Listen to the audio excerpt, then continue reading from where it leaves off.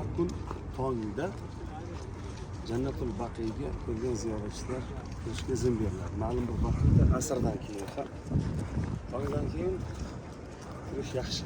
Chunki bu qadar issiq bo'lmaydi. Albatta o'zingiz bosib olishingiz uchun qabristonlarni ziyorat qilib turishingiz kerak. Ayniqsa Umraga kelgan, Madinaga kelganda albatta Baqiyga kiring. Chunki biz bir kontentimizni gapirgan edik. Bu yerda juda ulug' zotlar yotibdi. Fatima onamiz bu yerdalar, Oysha onamiz bu yerdalar, sahobalarning ko'plari bu yerdalar. Va bugun davrimizning eng baxtli odamlari ham shu yerda. Nega bilasizmi? Ularga Madinada vafot topish nasib etdi. Nasib etdi sizga. Endi qiyomatga qadar Rasululloh bilan qo'shni bo'lib yotish.